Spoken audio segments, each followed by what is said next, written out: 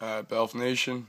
I'm a part of this Bob Proctor streaming club, which basically once a week he does a live stream of a lesson on psychology. He is the highest paid teacher in the world without a high school diploma or a college degree.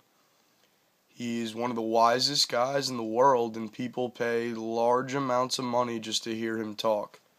So listen to him because he's smarter than you, he's smarter than me, and he's smarter than all of our parents. So pay attention. If I'm dealing with you, if I'm sitting talking to you one-on-one, I would have an imaginary line right across the center of your head. Top half is your conscious, and the bottom half is the subconscious, and then your body becomes the instrument of the mind. So I would be very focused on your body. And I would be very focused on the energy I'm picking up from your body. Energy. Because what's going on in the mind is expressed through the body. The body is the instrument of the mind. Now, the conscious mind has the ability to think. That's the thinking mind. That's the part, the educated mind. The school really has us gathering information in. And it's also where the intellect is resident. Okay? Now, this is the subconscious. That's the emotional mind, and it operates quite different. You're going to find that the subconscious is totally deductive. The conscious mind is both inductive and deductive. You will see that. All right? Now, the conscious mind has the ability to choose. It has the ability to accept or reject. And it has the ability to originate. Now, they are powerful concepts. I want you to keep them in mind for a moment. Some of you say, Bob, you've gone through this often. Not as often as I've gone through it. I've gone through this thousands of times. And it's the repetition that fixes it in your mind. You will get to a point, you do this often enough, when you look at a person, their mind and body. And you take a look at the results they're getting or the vibration that you're picking up from them, you'll know exactly where they're going.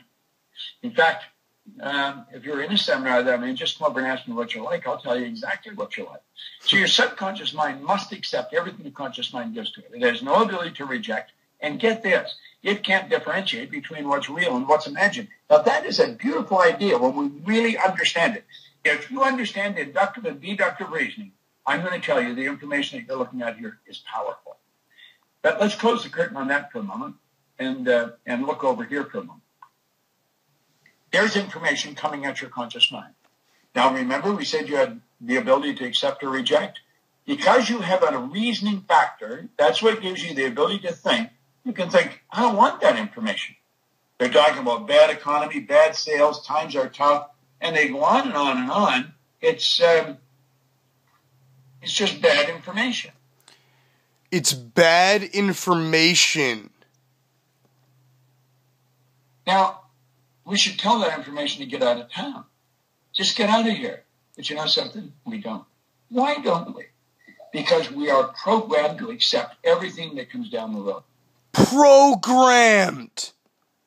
Our subconscious mind is wide open. That's what paradigms do. Paradigms are so powerful. They've got a grip on us and they don't let us go. Now, how do we form them? I'll close the curtain and look over here for a moment. There you are as an infant. And whatever was going on around you and went right into your subconscious mind. That's why you learned the language you learned. That's why you eat the food you eat. That's why you picked up all the little idiosyncrasies that mom and dad have. And that's where your self-image was formed in your little life before you even had the ability to think for yourself. Now, play with that for a moment.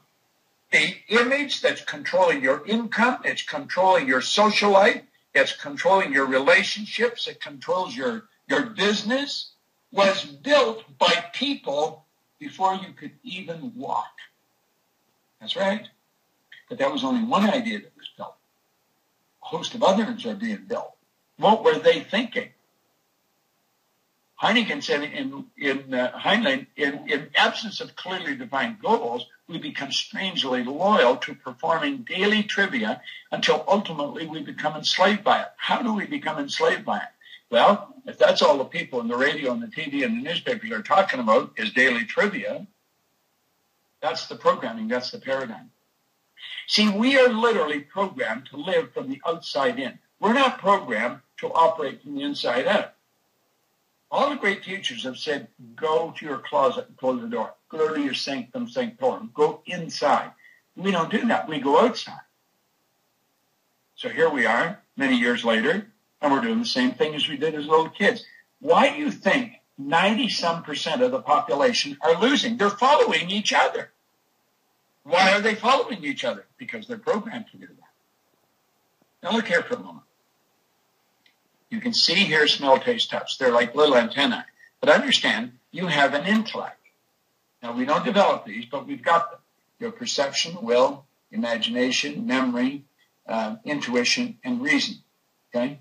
Now, you've got all of those faculties locked up in your mind. Do you know what our problem is? We have never learned to use them. We have never learned to use them. Why wouldn't we learn to use them? Because they're what we get rid of our paradigm with. It's these higher faculties that enable us to get rid of the paradigm and write our own program. Well, we've never been taught how to use these faculties. They're kept in the background. That's right. We're not taught how to use them. It's just like they're off limits. So here we are. We go to school. Now pay attention, because this is where the thinking really starts to come in. You hear what the teacher's saying. And because you hear what the teacher's saying, you gather the information. Now, gathering information is exactly what it implies. You gather information. It's stored up in your conscious mind. Then they come along and they give you a test. They want to know how much of that information you remember. So they give you a test. And that tells you what you know. It doesn't tell you what you know at all. You know what it tells you? It tells you what you remember about what's in the book.